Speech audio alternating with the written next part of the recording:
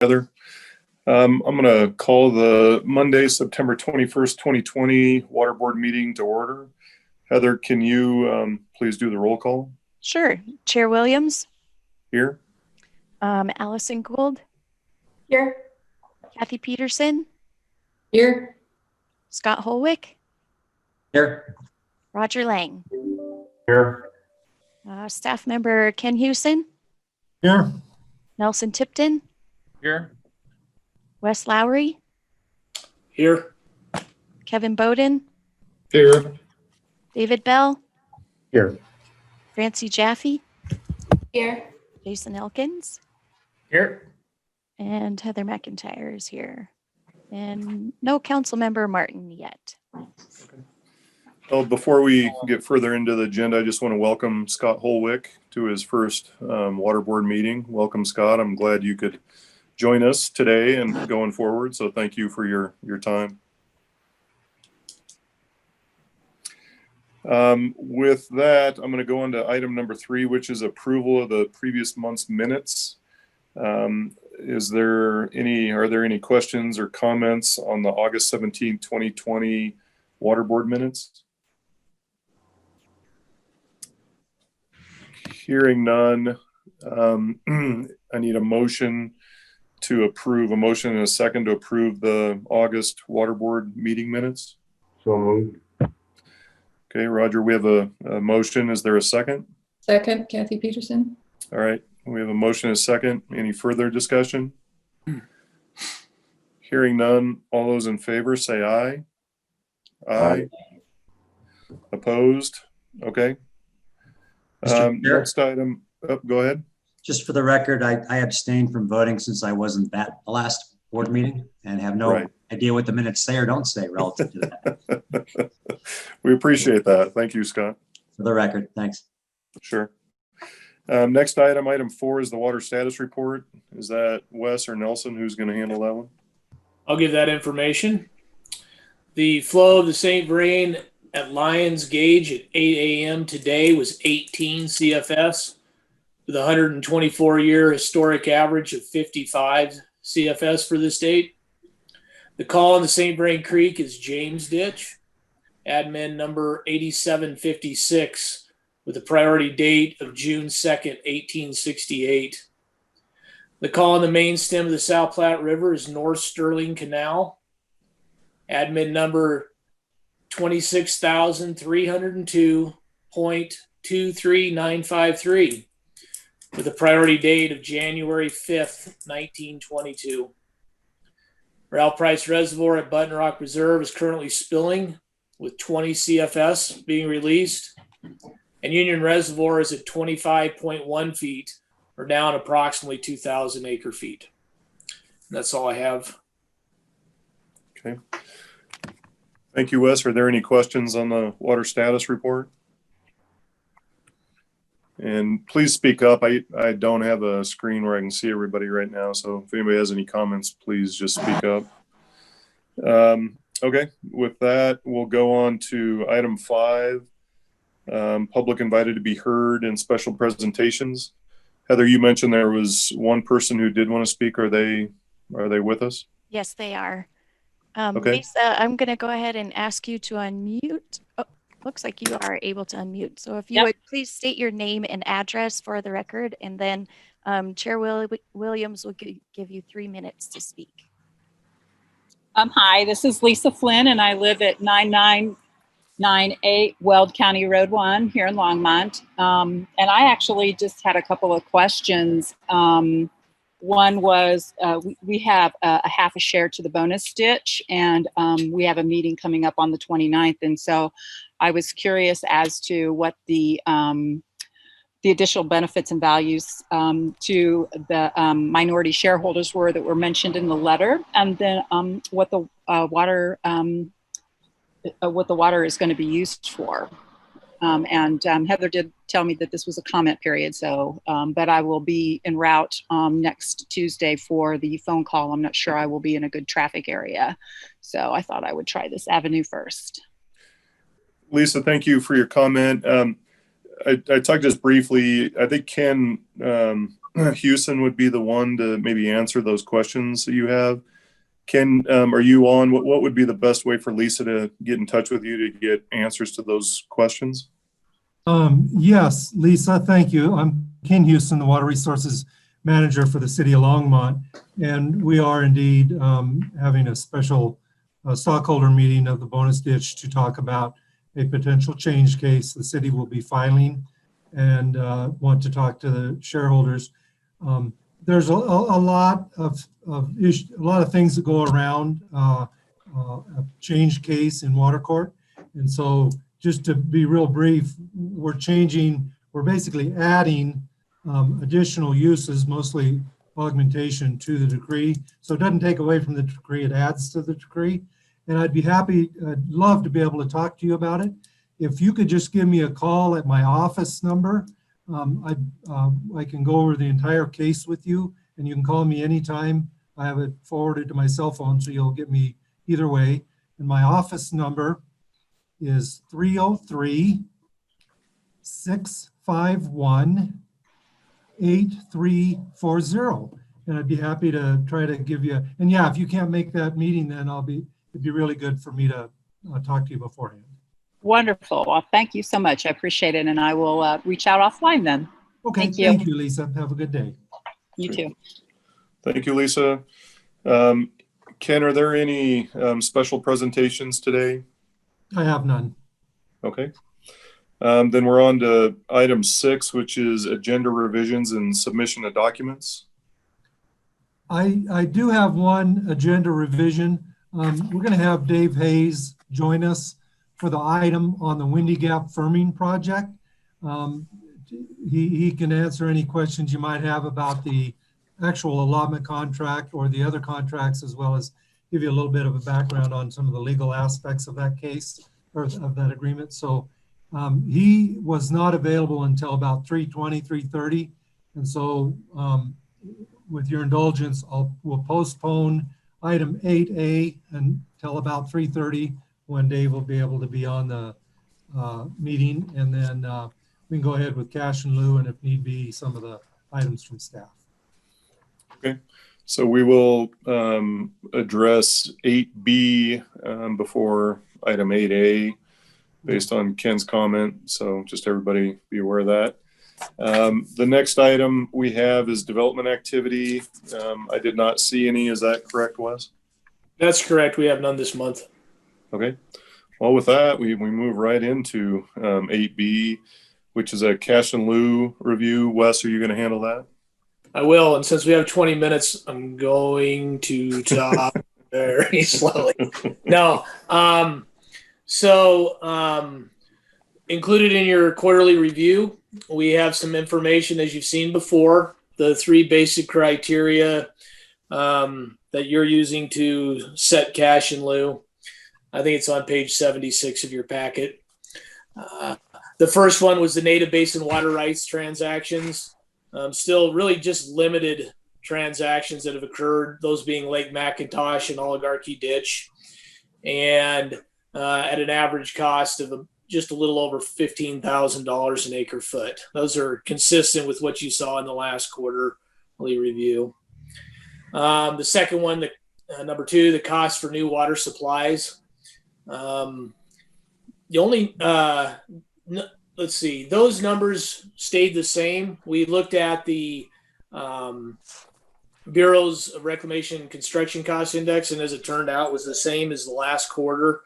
And so there really was no adjustments. We had just updated those in the last quarter, especially for Windy Gap. So you see that the average for them is $17,788 with a weighted average that was based on the firm yield for their respective, or their dry yield, for their respective water supplies at 16,660. And then I'll remind Water Board that currently cash in lieu is what the Windy Gap firming project amount was, which is set at $17,683 an acre foot. So the new information in this quarterly review would be number 3, the CBT allotment units. And so if you were to scroll down to the next page, it'll probably come. Heather will probably pull it up for us. But in June, we had 167 units that were transferred at an average cost of $78,703 an acre foot. Then in July, we had 73 units transferred at an average of $78,560 an acre foot. And lastly, in August, there were 67 units that transferred it at an average cost of $76,579 an acre foot. So the average of all those 3 months was just a little over $78,000 per acre foot. So as we've seen, quite expensive relative to the construction cost of new water supplies and any native basin water rights transfers. So other than that, there's really nothing real new to report. But if you have any questions, I'd be happy to take those. Are there any questions for Wes? And Wes, I don't know if any of the water board members happened to catch it in the newspaper last week, but the town of Wellington, up just north and east of Fort Collins a little bit, just increased their cash in lieu price to a little over $100,000 an acre foot. And that was quite an increase for them, and it's made quite an impact. It made a little bit of a splash on the local news up there. So it's just, if you don't have availability of good local supplies or things like the Windy Gap Firming Project or some of those supplies, the alternatives are pretty expensive. One, maybe I'll mention a couple of things for Allison and Scott's benefit. I know this is the first time I think we've gone over this with the two new board members. What we try to do is visit this quarterly to make sure that the cash in lieu rate for the city of Longmont is kind of staying up with what we believe is the current cost of developing new supplies within the city, so that developers are truly paying their own way and they're paying it at the current rate we expect it to cost the city. A couple other notes under the cost for new supplies. You'll notice that water conservation is lower than the Windy Gap Firming Project. And then we have a cost estimate for Union and Button Rock enlargements. Under water conservation, I guess one question would be, why don't we maybe lower that cash in lieu? I think that the thought of the board in the past has been there's a limited amount of water development that can be done at that price. And we have an entire water conservation plan that we're trying to enact. So, if you tried to say, hey, we get $10,600 per acre foot on developing large quantities, that really doesn't hold very well. And then on the Union and the Button Rock, those are cost estimates that were done quite a while ago. And I believe staff tried to update those to current standards in terms of, construction pricing, but those would take a lot more effort than I think what is to actually build those in terms of permitting and, getting them ready for construction. So those are kind of estimates more than they're probably, hard costs at this point. The Windy Gap Firming Project, on the other hand, is a lot more vetted. There's actually a contractor that's been selected and has given a bid for the project. There's kind of questions with regards to the timing and related cost of the project, but that one is kind of a different level in terms of surety with regards to cost than the other items listed under, the cost for new water supply. The one other thing I'd maybe mention is under native water supply. You'll notice those are lower, but those are limited as well, both for Lake McIntosh and Oligarchy. The city has allowed people to dedicate that as non-historic water, and that continues to happen. But the city has chosen not to date to try to get into those markets and buy those supplies directly. So that, once again, would be somewhat limited as to the amount of water that could be developed in that way.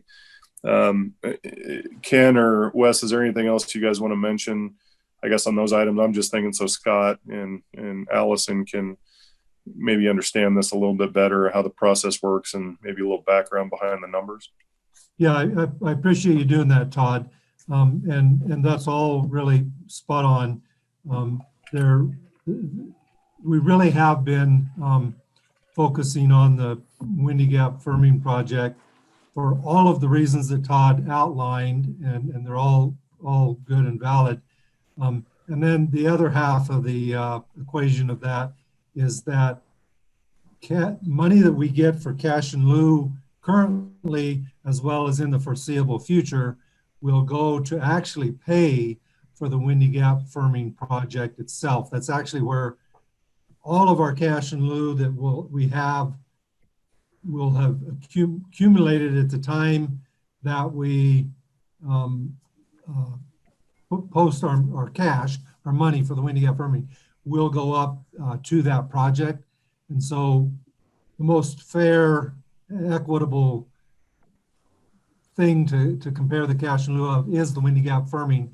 Not only will we use it at the time of construction, but in the near term, for the next 3, 4, 5 or so many years, we'll also use it to help pay off the bonds, because of the approximately $49 million cash that we need to come to the table with, $36 million will be from the bond that was approved a couple of years ago by the voters, by the citizens, for the Windy Gap firming project. So when we take out that bond, we'll have to pay those bonds off, and part of that money to pay those bonds off will be cash in lieu. So that's really why more recently we've been looking fairly closely at the Windy Gap firming project as the appropriate venue to compare and set that cash in lieu. And I'll add that just kind of as just general numbers. So since we've started taking cash in lieu in about 1965, we have received around a little over $11 million in cash in lieu, with about a little over a third of that just in the last 8 years. So more people for development have chosen to use cash in lieu as opposed to transfer of non-historic water rights as they're allowed in the raw water requirement policy, primarily for availability and because they're able to explain that to the bank who's usually paying that up front to just get a bill. And so we've had some conversations very recently with Markel Homes, who's doing a large development, and they're putting in their financing. We're expecting to get a check for a little under $1 million soon. And then there's another large development that might be around that. We'll see. It's kind of a difficult gauge. They really have to wait to the last minute, but those are some of the bigger numbers that we're expecting to be coming through as it relates to cash in lieu in the near future, though. Thank you, Wes and Ken. Scott or Allison, do you guys have any questions with regards to the cash in lieu, how it's calculated, or the history of that? No, thank you. Mr. Chair, I have just a quick maybe observation / question. So as I understand it, then the Windy Gap firming project is kind of the metric on which we proceed forward, at least now, because it's relevant, it's timely, it's the cost of water development. The other, the native basin water rights transactions, CBT allotment costs, kind of a check and balance. So if those things skewed wildly in a different direction, that would cause us to potentially rethink or relook at our underlying assumption that the Windy Gap firming project costs are probably, valid. Is that the way we'd look at that? And I can give you a little bit of my thought, and then Wes and Ken can step in if need be. I think, maybe a little history there is when I came on the board, the CBT price was the metric that was used. And then I think as we proceeded and the Windy Gap firming project became, closer to receiving the necessary permits and then firmed up the construction price, obviously there's a huge swing there in terms of order of magnitude of CBT prices in relation to Windy Gap. So we did have that discussion, Scott, with the city council at that point, and there was a decision at that point to try to tie it to the kind of actual true cost of developing additional supplies. So you're right. I think those do give kind of almost like book in the, give you some relative cost. And as Ken mentioned, some entities are out there using CBT, and, the Wellington using 100,000 versus the 78,000, that may be what yield they give for a CBT unit, may account for that difference, but just gives you some idea of the other options to develop supplies. But, like I said, there has to be a little context given when you start looking at those of, what is kind of behind the numbers. And, the main reason is because we're moving forward with Windy Gap firming, that's the direction we're going. We're using those prices, but this does give us some context of what the cost of developing other supplies is. So, yeah, I think that does give that information, as you mentioned, Scott. Anything, Ken or Wes, you want to add to that? No, I think that was excellent, Todd. I do. I think it has been, we have continued to monitor the CBT, because I think even though we made a decision quite a while ago that we wouldn't be out in the CBT market, obviously you can see why. We still think it's valuable to track that and know where that's going, because it does give a bigger picture of what's happening in the water world, in northern Colorado. And if nothing else, it lets you appreciate prior water boards and councils that helped us develop a great water system here, and how valuable that is. I guess unless there's other questions, what we need to do today is come up with a recommendation for the city council as to the cash and lieu rate. If we follow what we've done previously, the Windy Gap firming project is at the 17,683.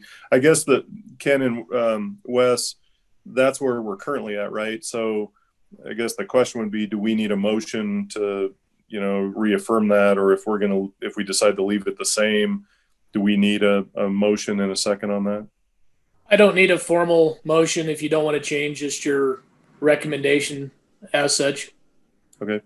I guess with that, I'll ask the board, is there anyone who wants to entertain or recommend a cash and lieu price other than the 17,683 related to the Windy Gap firming project? And I'm not hearing anybody. And like I said, I can't see everybody. So anyone? Okay.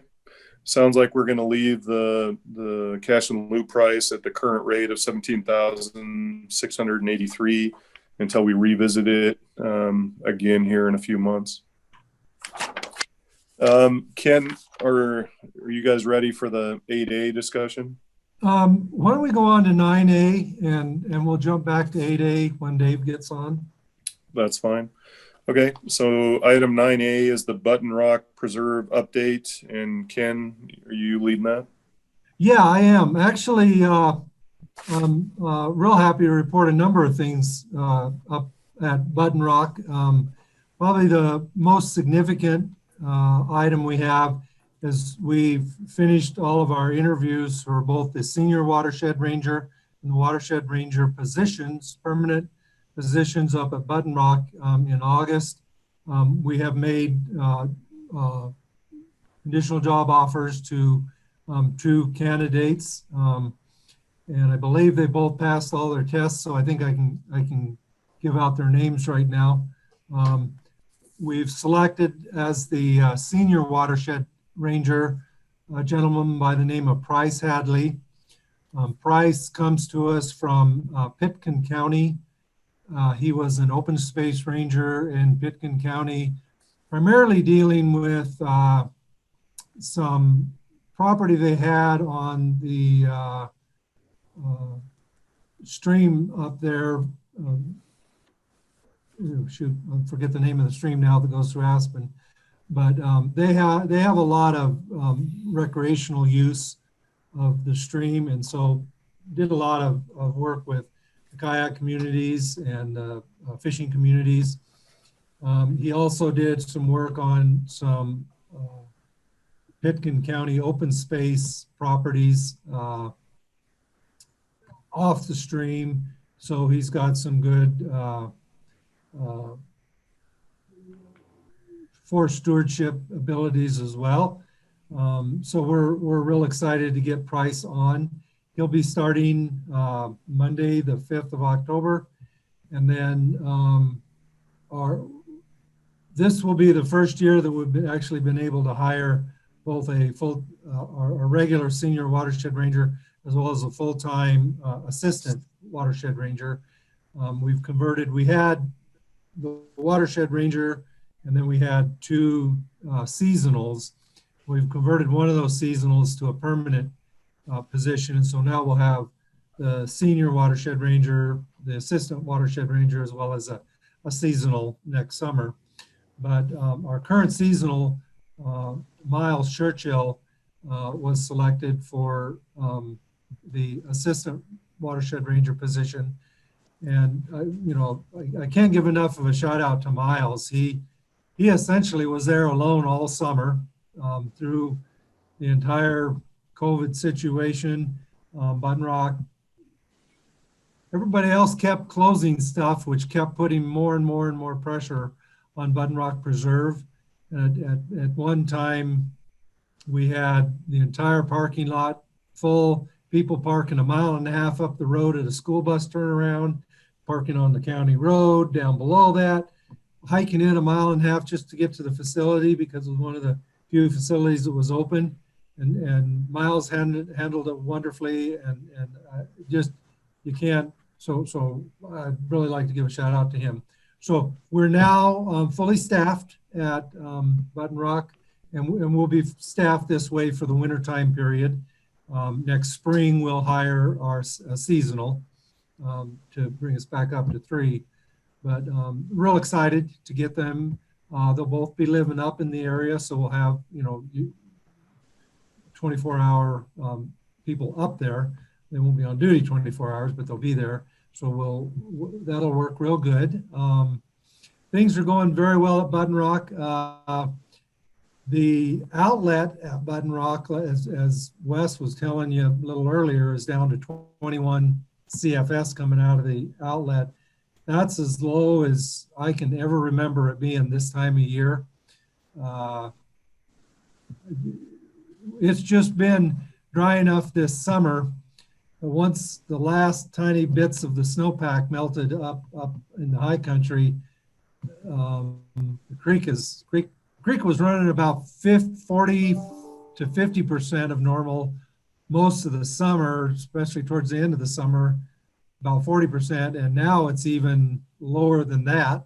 And so that's a little scary. This, you know, it's a little early to have that low a snowpack. That's I mean, stream flow. That's kind of tough on the aquatic environment up there. You know, it kind of tends. Luckily, most of the water's coming out of the reservoir, so that's cooler, and that keeps the stream. It kind of protects against those low stream flows that, if the reservoir weren't there, it'd probably get critically hot. If it were just natural stream flow. So luckily we have that. As you may remember, last spring, we brought information on the management plan that's ongoing up at Button Rock. We're actually still working on that, doing some of the drafting, and we hope to come back, we'll come back this fall with a draft of that plan for Water Board to start looking at. Hopefully October or November, but hopefully sooner than later. But so expect to see that fairly soon. We're getting, you know, we have some good data, and we hope to bring that back to the council fairly quickly. So that's about all I have. The visitation has luckily dropped off quite a bit. The hot weather always kind of pulls back on the visitation at Button Rock. So like our parking lot's running about half full now. And so that's really good. It's kind of back more to a normal visitation. So things are going very well there. And we hope to keep going from there. And then, so that's all I have on Button Rock. Then I believe Chair Dave- Williams, we did have Dave join us, so we can go to item 8A if we're ready to do that. Okay, Ken, do you want to, why don't we finish this one out and then we can jump over there? Yeah, that's all I had on Button Rock. So we're ready to go. You know, I did want to make one comment. You know, I think as we're seeing in the fires up the Poudre Canyon, I mean, that's going to have potential major effects on Fort Collins, Greeley, tri-district water supplies. And maybe once again, for Scott and Allison's benefit, you know, my experience on the board to date has been that I think staff has done an amazing job in terms of leveraging some of the city funds and resources to try to do water shed management, kind of thinning of the forests and the watershed going into Button Rock. Which I think, you know, obviously if you can't, as we're seeing with some of the fires, you can't control all of those aspects, especially if it's kind of rough terrain, that sort of thing. So I just, as you, Scott and Allison, get further into it, I think there's just been a lot of work done historically on making sure that watershed stays as healthy as possible and try to minimize or, you know, the fire impacts if something were to happen. So you'll see more about that, but just kind of a little preview as we get deeper into it. I think there's been good work, and hopefully will continue to be good work in that regard, given the importance of that water supply to City of Longmont's overall water system. So anyway, that's all I had. Did anybody else have any comments on the Button Rock Preserve update? No. Okay. Then Todd, one last comment. Thank you for Sure. bringing that up. One last comment I would make about that as well is that we have the city water board reviewed and recommended approval, and council approved an intergovernmental agreement with the U.S. Forest Service, Boulder County, and a lot of the local fire agencies in the St. Vrain Creek Basin, both South St. Vrain and North St. Vrain, including Boulder Creek. But for us, it's really St. Vrain Creek. And that intergovernmental agreement will allow us to work cross-boundary.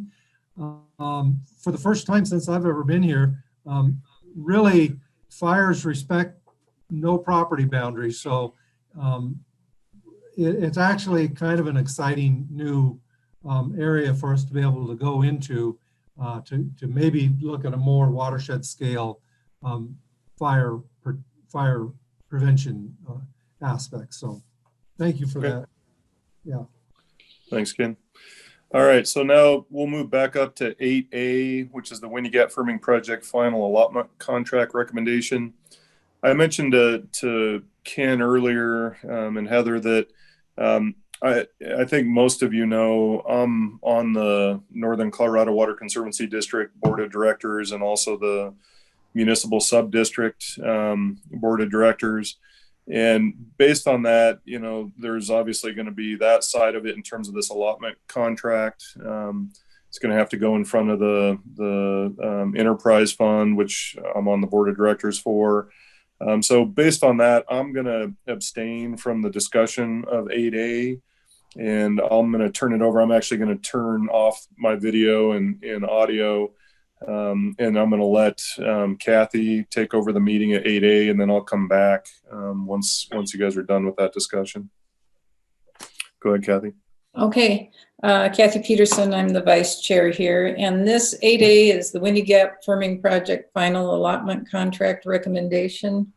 What we need is a recommendation from the Water Board to the City Council on the final allotment contract, which is now has gone from 8,000 acre feet to 7,500 acre feet. And I think, is it Dave Hayes is going to do a little background and review for the new board members, or for all of us, but probably wouldn't hurt, of how we got here and what we're being asked to do. Cool. Thank you, Kathy. Appreciate that. Or Ken is going to. Yeah, Somebody. I'll start and then I'll turn it over to Dave. Thank you, Kathy, for that introduction. Yeah, we have before us the actual final allotment contract to take action on. Just to kind of real quickly on the history, we've for many years have been doing interim allotment contracts as we do the engineering, the bidding, getting a contractor on board. We're now getting all the permits, getting everything done, have all been handled with interim allotment contracts. So the final allotment contract is really it will put all those to rest, and this will be the contract that we'll have going forward that will operate the reservoir from this point forward. It'll actually be the last contract. As you may recall, last August, we looked at, last July, we looked at the preliminary allotment contract and went to City Council on August 4th for direction. Water Board recommended and Council voted to set Longmont's final participation at 7,500 acre feet in the project. And as such, a couple things we needed to do to get that done. The first, of course, was to get an allotment contract at the 7,500 acre foot level. We had participated at 8,000 acre foot up to that point. And so we had 500 acre feet that needed to be reallocated to other participants. There were 2 participants that had expressed interest for some time that either to Longmont or any participants, if they were to go down, they wanted additional capacity. The first was the City of Loveland, and we had worked with them before.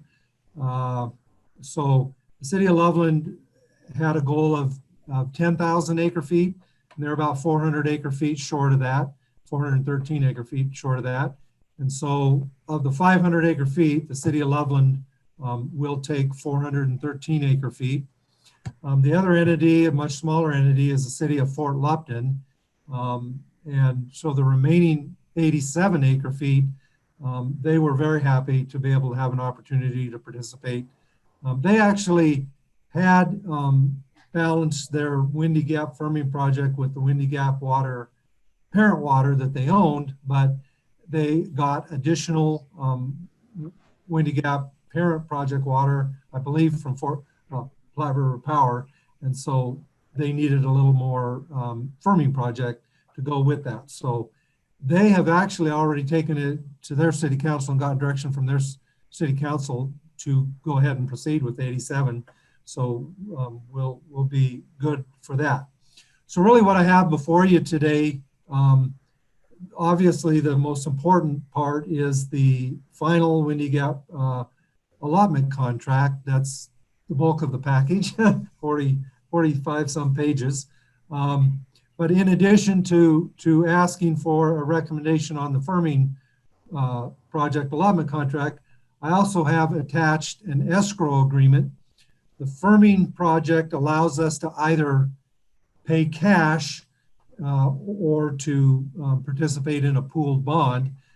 Because of some aspects of our city charter, we're not able to participate in the pooled financing. So we'll be paying cash, even though we'll issue our own bond for part of that.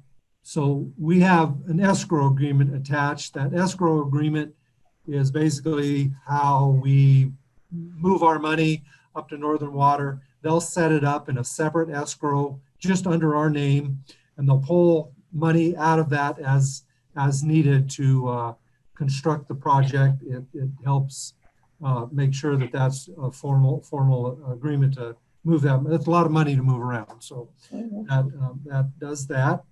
And then the third and fourth agreements are basically the 2 IGAs between the City of Longmont and the City of Loveland and the City of Fort Lupton. In essence, what we have to do, we do an IGA with those 2 cities, and then together we submit a petition to Northern Water asking them to assign the 500 acre feet of capacity to those 2 entities. That actually went to the Northern Board early in September, just as a kind of a preliminary review. The actual petitions was not before them, but the concept was, and their board agreed in concept that generally the form of our petition application to them was good, and that they would generally favor those petitions if they came before them. That's really kind of what we needed to make sure everything, it's kind of a chicken and egg. All of this has to fit together. So we wanted to make sure the Northern Board was okay with that, and they were. They'll actually formally approve it in October, or early November. They may do a special meeting late October if all aspects of the agreement can go forward. If not, one thing I did want to point out on the allotment contract is that in the section under pooled financing, that really technically doesn't affect Longmont because we won't be participating in the pooled financing, but there is part of that is for a 30-year note, a 30-year bond. About half of the pooled financing participants want a 20-year bond, and about half of them want a 30-year bond. And so the Northern District is doing everything they can to try to see if they can make that work. Of course, you got to go, you got to go to the people that have the money and say, hey, will you do that? And so you got to have them smiling when you come up with language that will work. So they really are trying hard, but there's no guarantee that they'll be able to make that happen. So exactly what happens with the bonding institutions and whether they can make that language may tweak slightly between now and when this agreement goes to City Council. We're currently scheduled for City Council on October 13th, but we may have to do it on 2 weeks later, on the 27th of October, when if that language isn't 100% done yet. So that we'll probably know that yet later this week. So, but with that caveat, knowing that particular part of the contract isn't 100% done, everything for Longmont, we believe, is done, and that language is good to go forward. So that's why we're recommending we take action. So that's kind of where we are with all the contracts and with everything that's going on. I would like to turn it over to Dave and let him just kind of give you a real quick rundown of what the different sections of the allotment, what is an allotment contract, where it goes, just so we have that on the record, and just so we also give the board an opportunity, if there's any part of any of these contracts that you have a legal question, Dave would be much better situated than me to answer those questions. So go ahead and introduce Dave Hayes, our special water counsel, and let him jump on as well. Thank you. Okay, thanks, Ken. Okay, go ahead, Dave. Except we can't hear him. I think he's muted.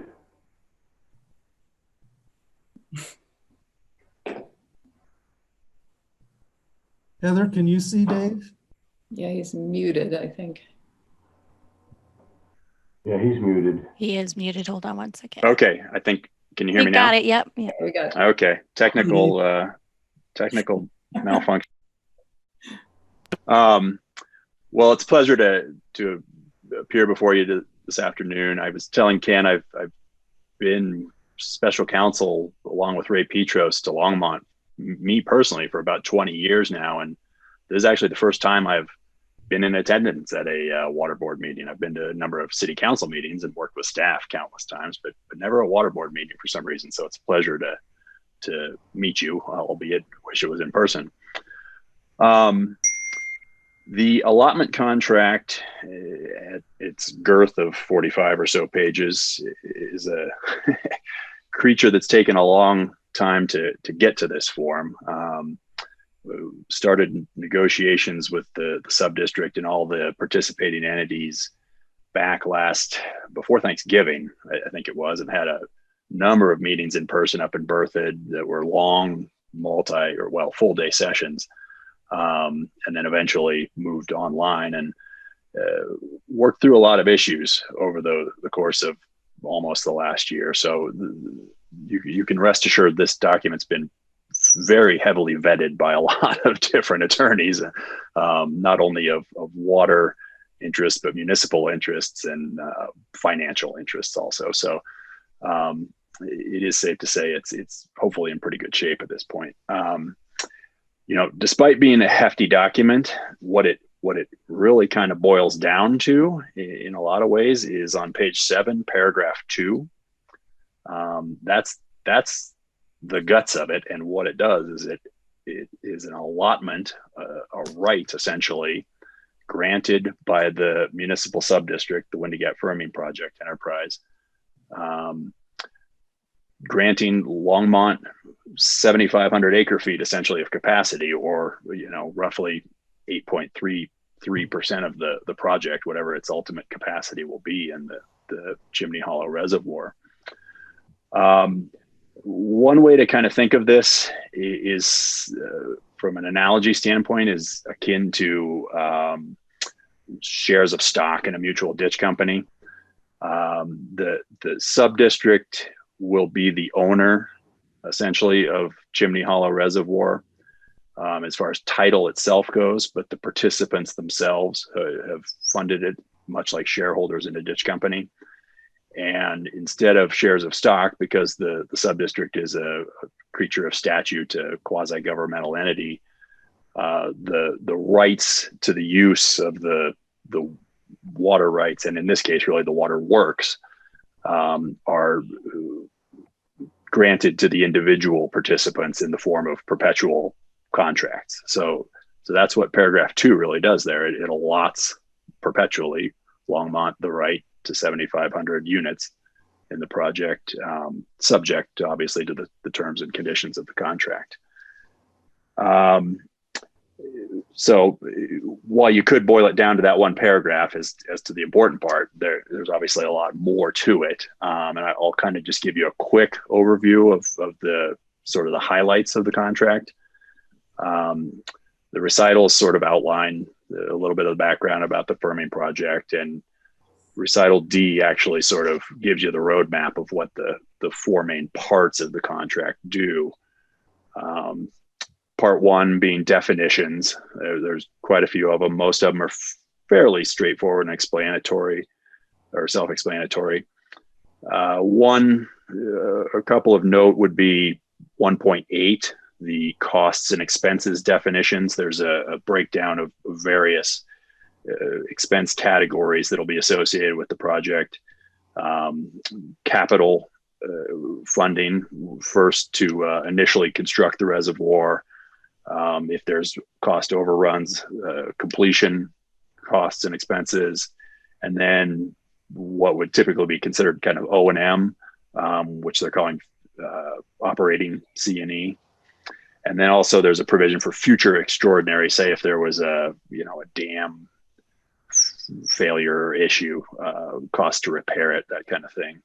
And how those are handled are spelled out elsewhere in the contract. Another important definition would be 1.27 Windy Gap Firming Project allottee. There's 2 categories there, as Ken kind of alluded to. There's cash allottees and there's loan allottees. Longmont being a cash allottee, at least initially, because like Ken said, you'll be paying upfront from your own revenue sources. So into part 2 of the contract, and feel free to jump in if you have questions at any point. Like I said, paragraph 2 of part 2 is pretty critical there. That's the grant of the actual right. Paragraph 3 or section 3 there in that part 2 kind of deals with what happens as the chimney hall is being built before final completion, and what might happen if it's determined to be infeasible, that kind of thing, if the project were terminated, and it establishes when it's considered complete, which gets into paragraph 4 then is operation after completion. Importantly, spells out a few key terms, but a lot of the operational aspects are yet to be determined and will kind of be developed through operating experience to some extent, and also yet to be negotiated through operating principles, which Ken has been stressing the need for seeing those sooner than later, and is on the committee that's helping to develop those. Those will be important. Kind of jumping through into paragraph 5.3 spells out provisions regarding defaults.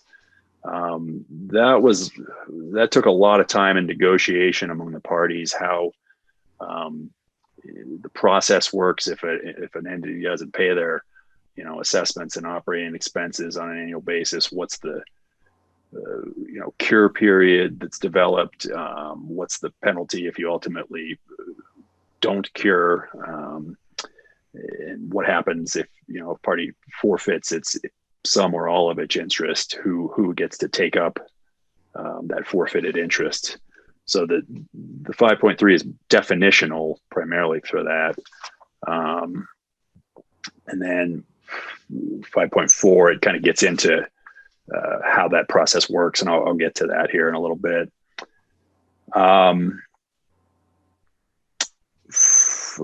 Jumping real quick back just to 5.1, it does identify that the operating provisions are perpetual under the contract. A couple of the sections will go away. For instance, the construction provisions, section 3, but the allotment itself is perpetual. So paragraph 6. Dave? Yes. Sorry, this is Hey, Scott Scott. Holwick. I apologize for interrupting. You said to jump in. I looked at this a little bit because that's what I do for a living. And I think there might be an inconsistency between paragraph 5.7, the amendments provision, and paragraph 5.8, in particular, subparagraph 4. There's language I think is meant to protect Longmont, and I think it's correct in 5.8.4. But it doesn't read right in 5.7. So I don't know if you want to look at it outside of this conversation. It's the last clause, and it looks like it allows the possibility of a material adverse impact on Longmont's rights, whereas I think it should be does not result in. So I can send that to you in an email if you want, but before anybody signs it at City Council, if it does operate to be opposite of what you intended or what the group intended, it was just something I caught. I wanted to share with you. Yeah, I appreciate that, Scott. Why don't you send that to me? And they are, still amenable to, hopefully that's an editorial change as much as anything, although it goes to substance. Correct. Yep. Thank you. Scott, would you mind repeating that, please? Sorry. It's under paragraph 5.7. The amendments clause, I think, is one long sentence. And it's the last phrase, which talks about 5 lines from the bottom, and further provided that this contract may not be amended without Longmont's written consent in a manner that results in a material adverse impact. And it may be correct. It's really awkwardly stated. But in 5.8.4 underneath that, it says the exact opposite, or at least is worded the exact opposite way. And so it may just be a really awkward last phrase in 5.7. It may actually mean what it means to say, but it doesn't read very well. And I wanted to at least alert you that it could be read differently, in my opinion. No, that's good. There was a lot of last minute wrestling with, what it takes to amend this contract between the parties. And so there was a lot of changes there at the end, and probably just, somehow it got inconsistent there. So thanks. And it may mean exactly what it says anyways, Dave. I may be misreading it, but it was awkward to read. So I thought I'd point it out. Okay. Well, we'll look at that, and we'll talk with Bennett also about it. Also, I had a quick question regarding the enterprise board rules and regulations. Those are specifically referenced herein. Have those been reviewed? Do we have copies of those? Does that exist? We do not. They have not been promulgated to date, and we have asked them about that.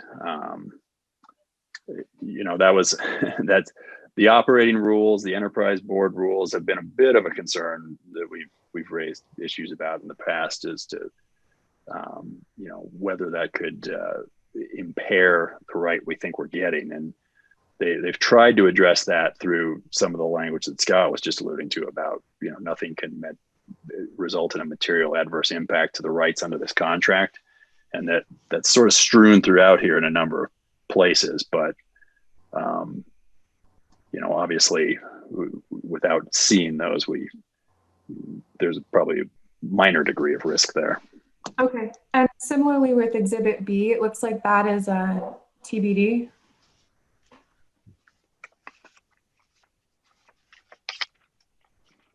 In here real quick. So yeah, so that would be that applies to, yeah, because there's those costs wouldn't be known at this point. So those would be populated once that applies to if there's costs beyond the initial estimate to construct, or the future extraordinary would be, you know, a dam problem that had to be corrected down the road. And there's a process, you know, just jumping into that, the way the allotment contract spells things out right now for the initial funding for construction, Longmont's a cash allottee, but if those future costs are presented, Longmont has a choice. They can decide whether to be a cash allottee or a pooled finance allottee in that case. And the default, if you don't make that choice, is you become a pooled finance allottee. So that Exhibit B spreadsheet would populate once those costs are known. And are we going to have any sense of that prior to the October board meeting? I'm sorry, the board meeting of the City Council? Of sense of that being? Which direction we'll be going as far as that default kicking in or not? Oh, well, those would only be, you wouldn't have to decide until those actually came up. Okay. Right now, the city has determined it would be a cash allottee for the initial financing. Okay, so that 30-year bond is completely inapplicable under the current service. Correct. Yeah, that goes into part 4 of the contract, which really doesn't apply to Longmont's current position for the initial capitalization. Okay, thank you. And I have a couple other questions, but yeah, just let you go on. Okay. So I think I was actually kind of getting into the funding provision there, just about to, in part 2, part 6, the Windy Gap Firming Project funding. And so there's a, you know, the initial capital costs, you're either a cash participant for the initial $600 million or part of the pooled financing provision. And then 6.2.2 kind of gets to that completion C&E, costs and expenses. If that initial estimate of $600 million, if it winds up being $800 million, the parties are going to have to figure out, you know, how to fund the additional $200 million, whether they want to pay it up front or be part of pooled financing for that. And same with 6.2.3. That's, you know, if there's a crack in the dam or whatever, you know, 20 years from now, the parties need to decide how they pay for that. So that paragraph sort of spells out the procedure for initial and future financing. There's also reserve funds that'll be maintained for both operating O&M expenses and within the pooled financing people. There's sort of a I don't know, a prepayment kind of pool that's maintained in case somebody defaults to make sure they make their bond payments on time. And those are kind of all spelled out in section 6. So part 3, section 7, this is what's applicable to Longmont currently for the initial capitalization. Basically, Longmont will pay its almost $50 million over to the subdistrict. They'll hold it in escrow pursuant, and there's a separate escrow agreement that's an exhibit, and they've also set up as the final agreement for execution. Basically, the subdistrict, or the enterprise at least of the subdistrict, will hold that cash and invest it pursuant to some investment standards they've adopted and dole out those funds pro rata for each entity that they're holding the money for as construction costs are incurred. And to the extent there's surplus cash left over that they've kind of kept in segregated accounts for each entity, and they'll report regularly and provide auditing information. To the extent there's any money left over, knock on wood there, at the end it'll be refunded to the city. And then part 4, as I mentioned, really applies to the loan allottees and the pooled financing, and that's a little more complicated, just because they have to sort of manage where the funds are going and what's getting paid off first as far as the bonds and all that. I mentioned the default provisions and how those apply. They vary a little bit between whether it's for the pooled financing payments, whether it's for whether you default on your initial cash payment, and then also as to O&M payments. But the basics are there's about a year period for each one that's applicable. If you miss your initial deadline, you have the enterprise sends out a notice, and you've got a period to cure. If you don't cure by really over a year in the end, then you've defaulted as a final default, and you forfeit essentially your interest. And how much of that interest depends on sort of your non-equity interest that you would forfeit at that point, plus a penalty of a vested interest in some cases. So it's kind of a balance of giving enough time to make sure these entities have time to pay if they run into trouble, but also providing a pretty strong incentive and a heavy penalty if you don't ultimately. And again, that was a pretty controversial issue to try and work through. So it's fairly complicated terms. But that's sort of the overview of the contract. It's obviously the details are fairly complicated, but that gives you an overview, I think. Sounds good. Any more questions for Dave? Allison, did you want something else answered? Yes, thank you, Vice Chair Peterson. I did have a couple of questions. Sorry, I'm just scrolling up to where it is. Specifically regarding the operating C&E or O&M.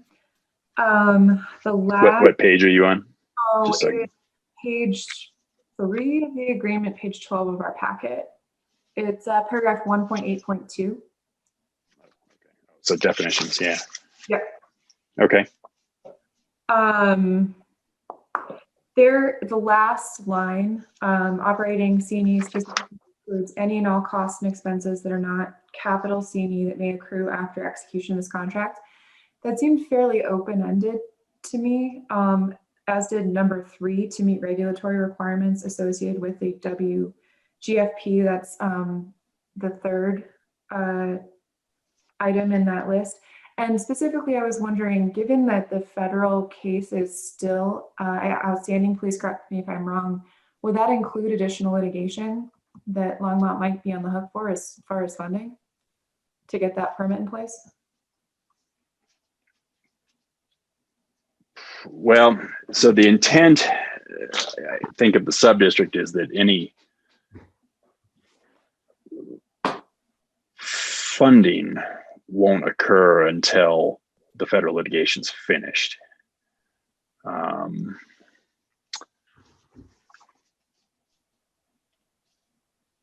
So I'm not sure the allotment contract will be kicked in until the litigation's finished at this point. But I could be confusing that at this.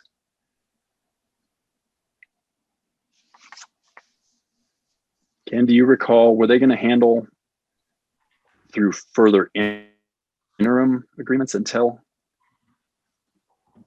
these were all executed? No,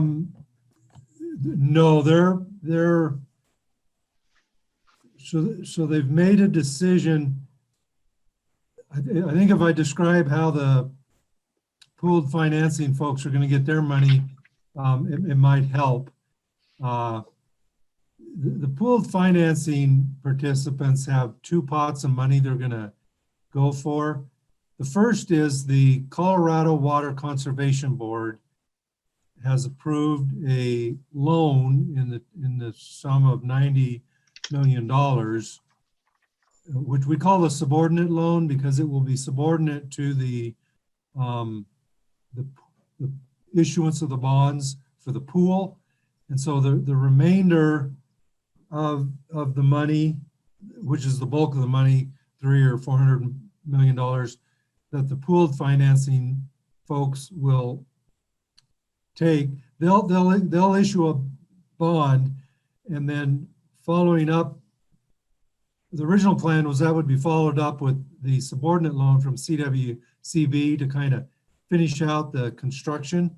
And that was really, the original idea behind that was actually pretty good, because the CWCB loan doesn't start accruing interest until you draft on it. You know, when you pull out a bond, you have to start paying the interest right away. I mean, you can make a little bit of interest, but usually not as much as you have to pay out. But the CWCB loan was kind of, it was there, it was guaranteed, but you didn't have to draft that money until late in the project. Now, because of the federal lawsuit, the idea is that they're not going to issue a bond, the pooled bond, until the federal lawsuit is done. But if in fact, to keep the project moving, especially to keep the project has some expenses related to environmental mitigation work that was triggered upon the issuance of the federal permit. And the federal lawsuit doesn't change that timing. So there's a number of things that are going on. In addition, the participants are all very interested in keeping the connectivity channel construction on the Colorado River around the Windy Gap Reservoir going, because 3/4 of that funding is federal funding that we'll lose if we don't get it built by a certain time. So that project is still kind of going on, but there's a number of things like that. So if we don't get an answer on the federal lawsuit fairly soon, then the trigger is they're going to go, the project will go pull some of that CWCB money. That's what the pooled financing folks will do. The cash financing folks will have to bring an equivalent amount of money to whatever the CWCB draft is, or proportionate of that, and that'll go in to do the interim. So that's the interim.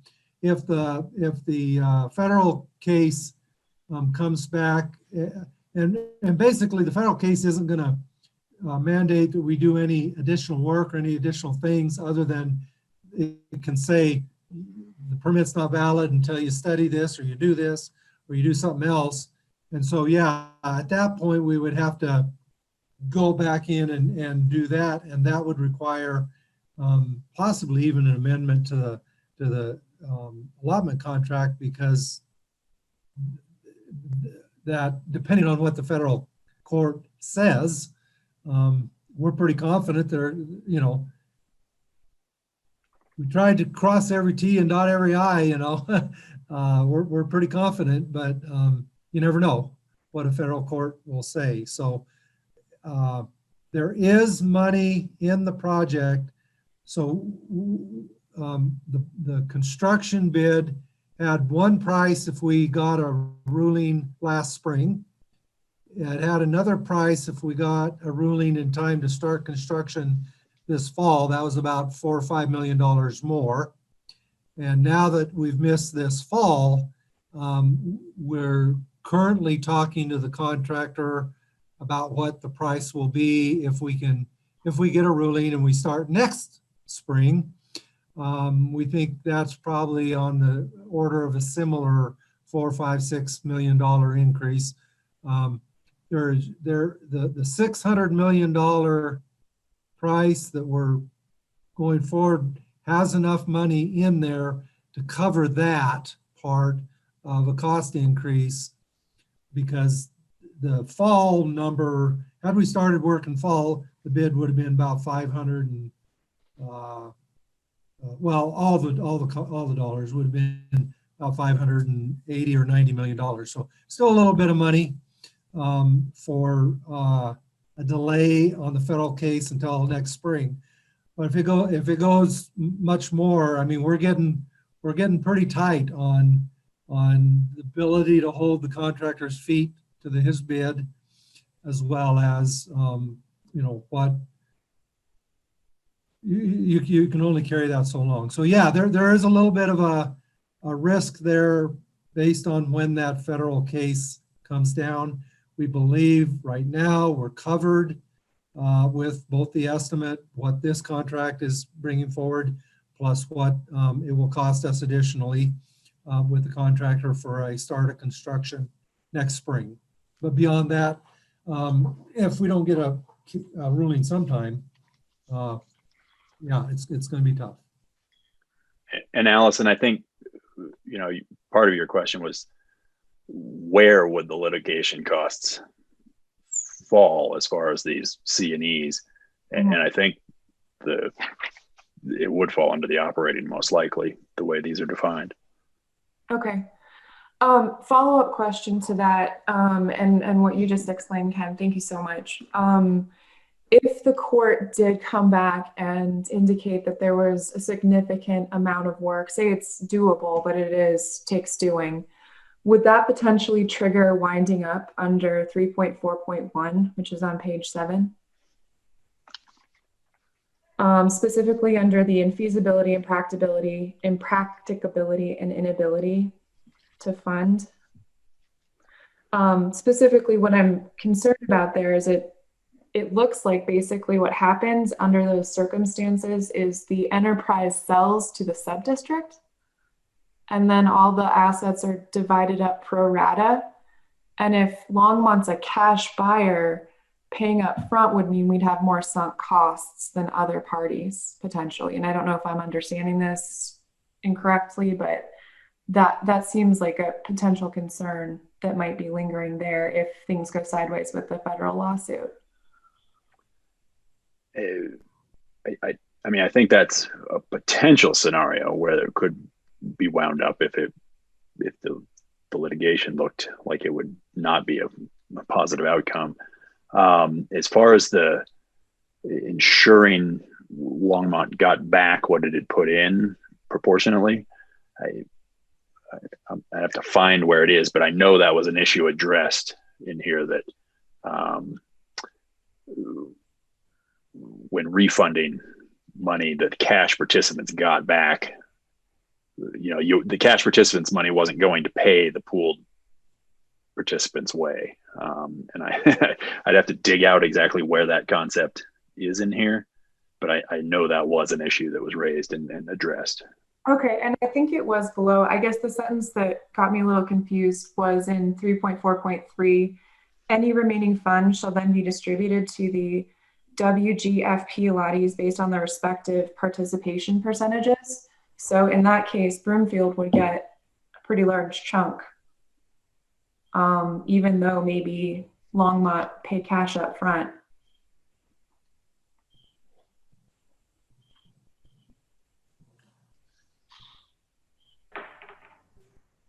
So Allison and Dave, the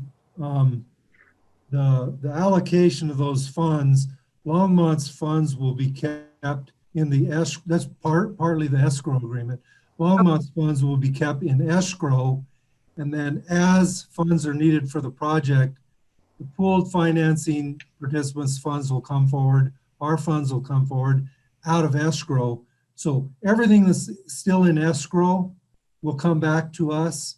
Okay. The only thing that will be proportional will be the money that's, in their case, the money that came in from the loans, and in our case, the money that came in from the escrow, and any value of the project that's already built or already started. But we won't, our money, all of our money will go up there. That's kind of the assurance that the pooled financing folks have, that we won't renege halfway through the project, but our money won't go at risk until it's actually needed to be spent on construction. They'll pull drafts each month. They'll pull money out of that escrow, and so the money that's kind of the value of the project is what will be divided up. Our full whatever's left in our escrow account will come back to us fully by the escrow agreement.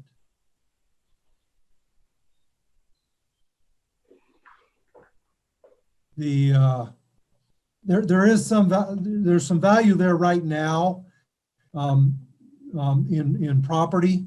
We purchased about 1,200 acres of land where the reservoir is going to sit, and so that's a very valuable thing. And if the project doesn't go forward, that land will be sold, and we'll get again a proportionate portion of that money back. Was there ever discussion of a first right of refusal amongst the allottees subsequent if the sub-district did decide not to move forward with purchasing the project from the enterprise or inheriting it from it? Just curious, just curious if that was part of the discussion. I want to say yes, but I'm trying to think what context that came up in, if that was the same context.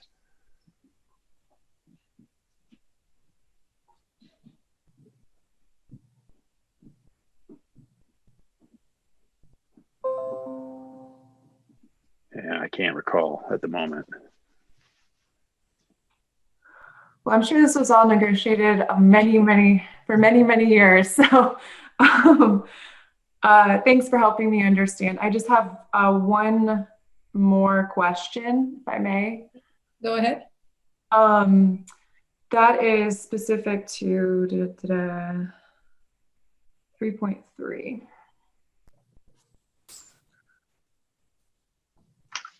And that, sorry, the definition of WGFP completion. The way that particular paragraph reads, completion is accorded upon final certification of Chimney Hollow Reservoir for storage of water to its full capacity. Mm-hmm. However, the WGFP project is defined in 1.3.1.36. And also includes delivery structures. And so I was kind of wondering about that connectivity and whether the completion, it was considered completion, whether it could actually hold that water or it was actually holding that water such that it was actually delivered from its source and holding the full amount. In which case, I believe the 3.3 was intended that when it could hold water, basically when the dam safety aspect of the dam is certified by the state. Gotcha. So that doesn't necessarily mean that connectivity structure would be functional. Right. Although the connectivity piece, I think, are they working on that now, Ken? Is that right? Yeah, there's actually the connectivity channel would not be part of what the state engineer's office would either, and they're going to review it because there's a dam over there and that dam gets rebuilt. But the connectivity channel the intention is that it's going to be ready to go. And as long as the project can move forward, that project will start construction, and it's about a 1 year, as opposed to the reservoir is about a 3 to 4 year project. So that project will be done and in operation well before the completion of the dam. And then you also, there's a connection portion. Our reservoir has to connect to the CBT system at our dam on this side, and all of that will be approved as part of the state. They will not approve storage in the dam until the connection with the CBT system, all the valving, all of that is done as well. So there's really two, quote, connections going on. One is connection with the reservoir, the other is a connectivity channel on the west slope. Okay. So that's how those two are, they're only connected because that connectivity channel is part of the mitigation for the firming project. So the actual permit won't be issued for dam safety until those are already in place. So this really is the bow on the present reservoir. Yeah. Yeah. Perfect. Thank you guys so much for your patience. I appreciate your answering my questions. Okay, does anyone else have a question? Looks like Scott. Yes, hi, Vice Chair Peterson. It's really a process question, and that is, somebody asked if there were any other questions on this document. Are we considering this one separately, or are we bundling all 4 agreements into an ultimate action? We'd be happy either way. When City Council is going to look, they'll see all 4 of them as well. We will have to take action on each one of the 4 at City Council because we'll probably do one resolution approving each one of the, so yeah, you can either make a motion to recommend council approve all 4, or you can take action on each one individually, especially if there's, one of the agreements you may not want to recommend. You can do it either way. Okay. Is there any concerns on the 4 different issues, the allotment contract, the escrow agreement, and the Fort Lupton and Loveland agreements, such that someone would rather we did not do just one motion to recommend to the City Council for approval? Scott Holwick? I don't have a problem. I just want to understand the process because I had a question on the 2 conveyance agreements with Loveland and Fort Collins, and I didn't want to put the cart before the horse and talk about that if we were piecemealing these and dealing with only the document in front of us. So I just wasn't certain which way you wanted to go, Kathy. I think from what I would prefer is to have one motion because we simply are making a recommendation for approval. But if someone else on the board has an issue with that, I don't have a problem doing 2 or 3 or whatever. What did you actually have an issue with it, Scott? No, not really. Maybe if I may, and you can tell me if I'm out of line. The question I had to do with the sale and purchase of the units to Loveland, and then the sale and purchase of units to Fort Lupton. And it was just a math question. Frankly, the consideration being provided in both cases are fairly different on a unit basis. And I didn't know how that was derived, unless I'm reading something way wrong. It looked like one was about $8,000 an acre foot for Loveland, and it looked like about an order of magnitude less than that for Fort Lupton. So I just wanted to figure out how Longmont was being compensated for what they're conveying in these ancillary units that we're no longer subscribing for. Ken, maybe you're the one to address that, please. Yeah, absolutely. Actually, what we are getting back is our actual cost for each entity. And so that should be about the same on an acre foot basis. I would think. So Ken and I'm not going to profess to be a math whiz, but if you guys want to check that, that'd be helpful because we're getting, it looks like 350,000 from Loveland for 400 units and then 75 for 87. Maybe that's equal. I guess it's probably, maybe it is close. My calculator must not have punched the right numbers, but it raised my eyebrow and I wanted to figure out what we were actually getting compensated for. Because it seemed like that was a pretty small number given the amount of participation we've had over the years for these units. So it seemed like a small number, just generally. It's based upon our actual cash into the project on a per unit basis at this point. So we're getting back 100% of the money that we invested for those 500 acre feet. Okay. We're selling. I'll trust your math versus mine. That was just my question though. Thanks. Okay, I will definitely double check that because I don't want that to be wrong, but Yeah, I'll that's true. double check it and ask one of my guys to triple check me. Yeah, well, and I think the one is 413 acre feet, not 400, which would make a difference in the per unit. So anyway, okay. Any more discussion or questions? None, I'm seeing none right now. I would ask for a motion to approve the 4 different aspects of the Windy Gap Firming Project final allotment contract as presented. So moved. Motion by Roger Lang, a second, anyone? I'll second, Kathy. Second by Scott Holwick. All in favor say aye and raise your hand please too. Aye. Aye. Opposed, same sign. Nothing opposed, so that motion passes to recommend to the City Council on the final allotment contract for approval.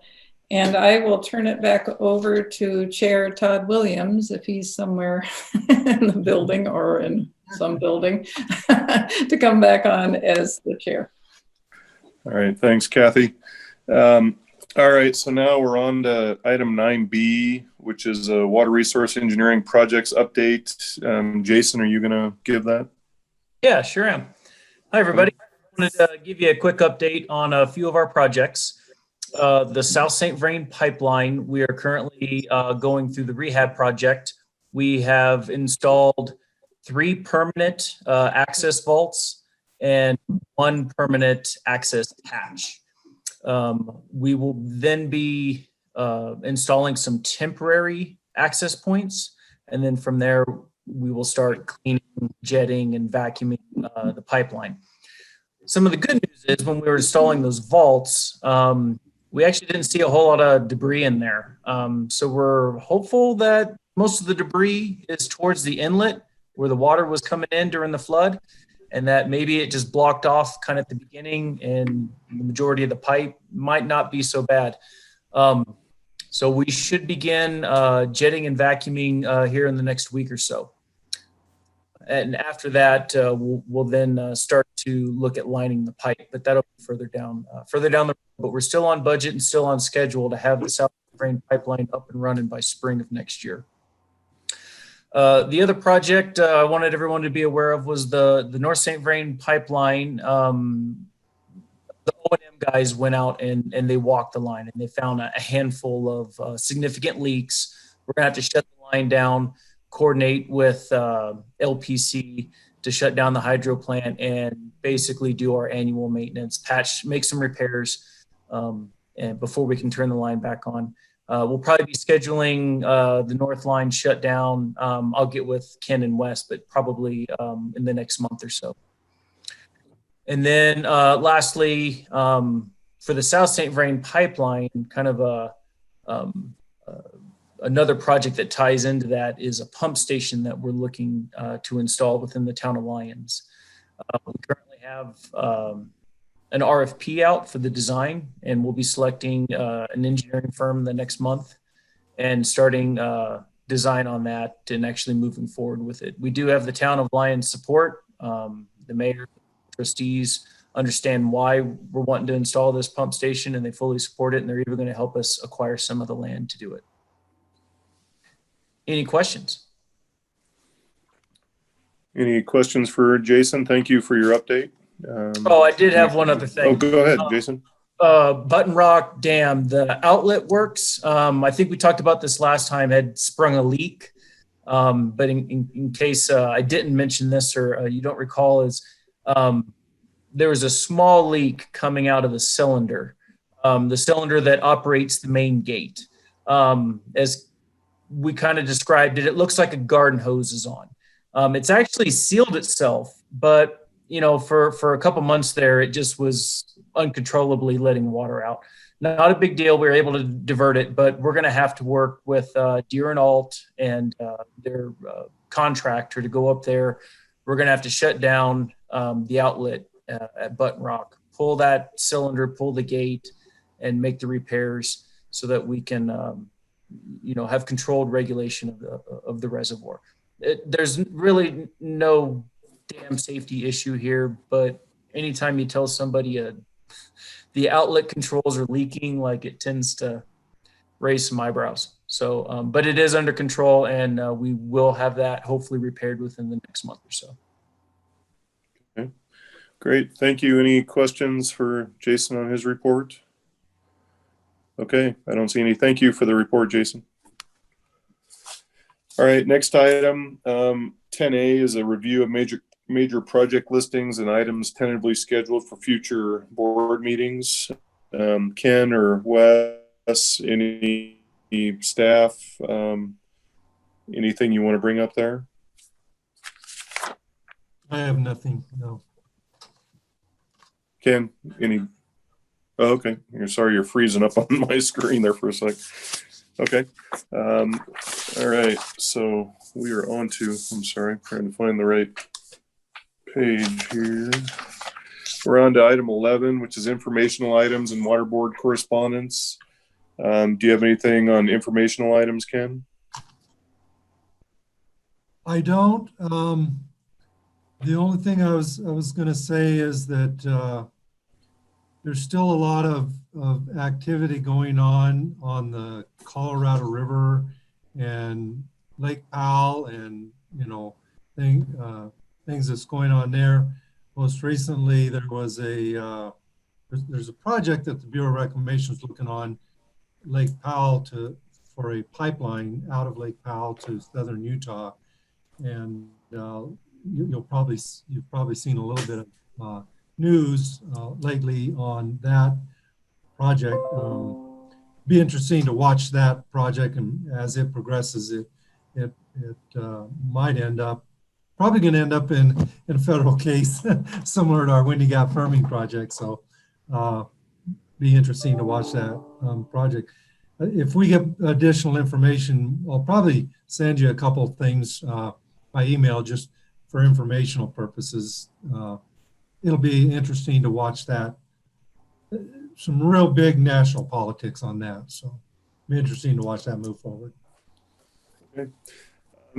In last month it was Gaithia Weiss, I believe is her name. She made a presentation, and there was some CWCB materials regarding the drought contingency plans on Lake Powell were passed out. I did look at it. I don't know if the rest of the board had a chance, but I think what struck me as I read that is there's just a lot of variables with regards to coming up with a drought contingency plan, from funding to, where is the water going to come from? Who's going to pay for it? I think obviously that funding issue, and given the issues with COVID, that's made that worse.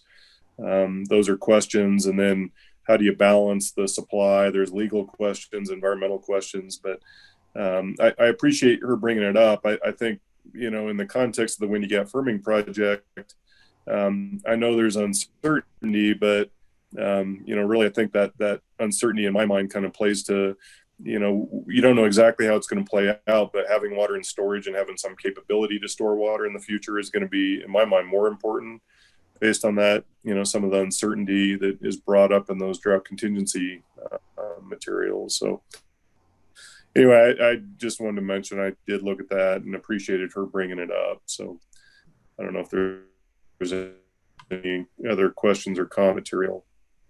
I don't see any. Item 12 is items tentatively scheduled for future board meetings. As I mentioned earlier, a cash and lieu in here in so we'll and obviously with the key one I think we're looking for is if there's any change with regards to the Windy Gap and the Longmont's cost breaker. Ken, that you have future board meetings and scheduled. I think he's frozen up, at least on my end. Boy, yeah, I'm sorry, Todd. I didn't catch any of that. I don't know if it was just me or. No, I didn't catch it either. Oh, I'm sorry. We were on item 12. Can you guys hear me now? I can now. Okay. On item 12, did you have anything besides cash and lieu is listed as a item for a future board meeting coming up in December? Is there anything else, Ken, that you want to make us aware of for a future board meeting? Just the Button Rock management plan that we'll be bringing this fall. Okay. I don't know which month, but we will really appreciate water board input and review of that plan. So Okay. the heads up, got some homework to do. That comes forward to you. Sounds good. All right. Well, the only other thing is to adjourn the meeting, I guess, to leave everybody once again. Welcome, Scott. I'm glad to see your smiling face, and thank you for everybody attending the meeting. And anyway, anything else for the good of the order? Mr. Williams? Yeah, go ahead, Allison. Yes, I was wondering, I don't know if this technically counts as a meeting, but if we might be able to do a tour of the infrastructure with Mr. Houston. That is Scott Holwick and I. Me? Go ahead, Ken. Yeah, absolutely. We would be delighted to be able to do that tour anytime with anybody. With the COVID stuff, we'll have to be careful how we do that.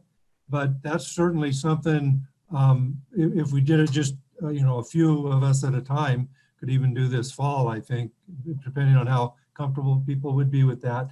And I certainly, at any time, we could set up a broader, the whole water board, if we want to do something like that.